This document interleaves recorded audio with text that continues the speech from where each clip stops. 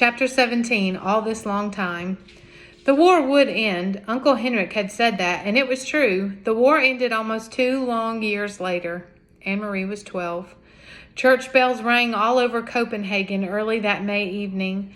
The Danish flag was raised everywhere. People stood in the streets and wept as they sang the national anthem of Denmark.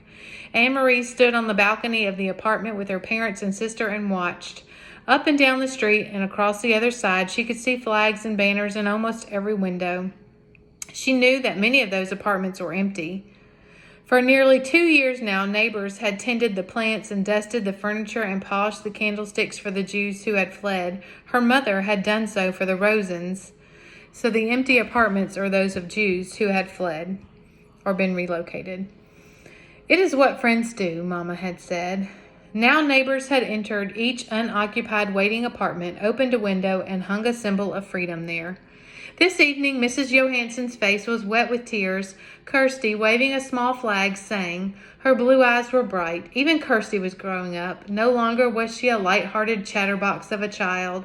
Now she was taller, more serious, and very thin. She looked like pictures of Lise at 7 in the old album. Peter Nilsson was dead. It was a painful fact to recall on this day when there was so much joy in Denmark, but Anne-Marie forced herself to think of her red-headed almost brother, and how devastating the day was when they received the news that Peter had been captured and executed by the Germans in the public square in Rivingen in Copenhagen. He had written a letter to them from prison the night before he was shot. It said simply that he loved them, that he was not afraid, and that he was proud to have done what he could for his country and for the sake of all free people. He had asked in the letter to be buried beside Lise. But even that was not to be for Peter. The Nazis refused to return the bodies of the young men they shot. They simply buried them there where they were killed and marked the graves only with numbers. Later, Anne-Marie had gone to the place with her parents, and they had laid flowers there on the bleak, numbered ground. That night, Anne-Marie's parents told her the truth about Lisa's death at the beginning of the war. She was part of the resistance too, Papa had explained. Part of the group that fought for our country in whatever ways they could. We didn't know, Mama added. She didn't tell us. Peter told us after she died. Oh, Papa, Anne-Marie cried. Mama, they didn't shoot Lise too, did they? The way they did Peter in the public square with people watching? She wanted to know it all, but wasn't certain that she could bear the knowledge. But Papa shook his head. She was with Peter and others in a cellar where they held secret meetings to make plans. Somehow the Nazis found out and they raided the place that evening. They all ran in different ways, trying to escape. Some of them were shot, Mama told her sadly. Peter was shot in the arm. Do you remember that Peter's arm was bandaged and in a sling at Lisa's funeral? He wore a coat over it so that no one would notice, and a hat to hide his red hair. The Nazis were looking for him.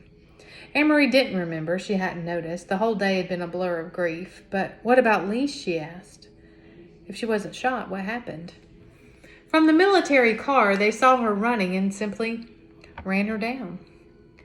So it was true what you said, that she was hit by a car. It was true, Papa told her.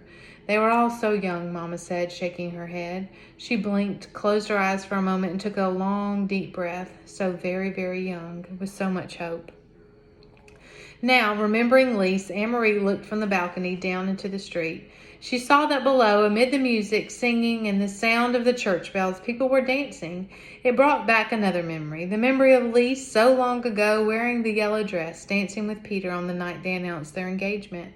She turned and went to her bedroom, where the blue trunk still stood in the corner, as it had all those years ago. Opening it, Anne-Marie saw that the yellow dress had begun to fade. It was discolored at the edges where it had lain so long in folds. Carefully, she spread open the skirt of the dress and found the place where Ellen's necklace lay hidden in the pocket. The little Star of David still gleamed gold. Papa, she said, returning to the balcony where her father was standing with the others, watching the rejoicing crowd. She opened her hand and showed him the necklace. Can you fix this? I have kept it all this long time. It was Ellen's. Her father took it from her and examined the broken clasp. "Yes," he said, "I can fix it. When the Rosens come home, you can give it back to Ellen. Until then," Anne Marie told him, "I will wear it myself."